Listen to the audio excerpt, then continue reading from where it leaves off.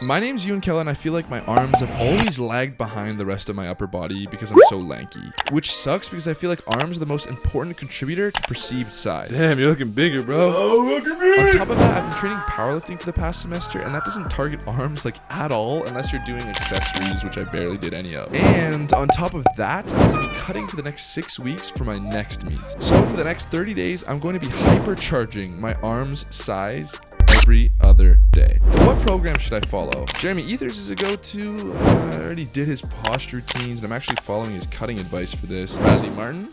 Yeah, I already did that, and we know how that went. What's trending? Fuck it, let's see if ChatGPT can blow up our arms this month.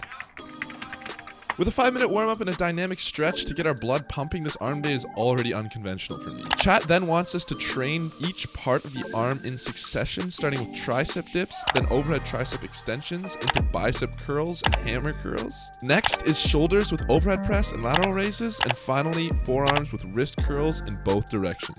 Chat has also kindly provided us with an even shorter version of the arm day that includes supersets involving other exercises for the same muscle groups. So, can training arms in a cut still produce results? How much do arms truly affect aesthetics? And most importantly, can ChatGPT seriously get me ripped? What world do we live in now? Let's find out.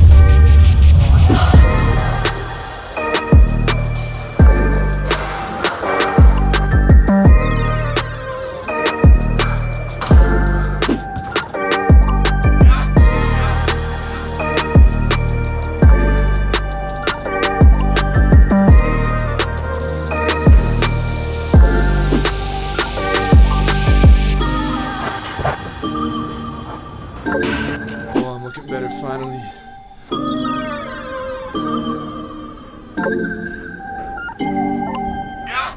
Fasted, post arm pump, always goes crazy.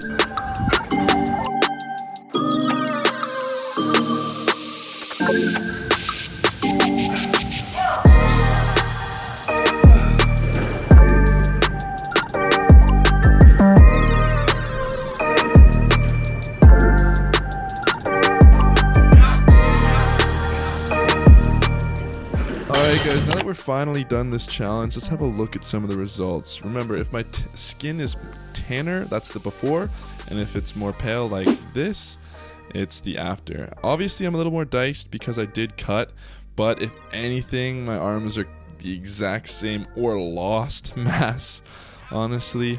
But you know, when you're cutting, you do lose your arm size pretty quickly, and so I'm glad that I was able to at least retain the mass that I had before my cut with this program. As you can tell here, it's pretty much the same to me, at least. I don't know. Remember, on the right here in the tank top is me after, this is me before. I don't know, what do you guys think? I think it's pretty similar. I don't know, but I am happy with the way my physique is looking after this cut.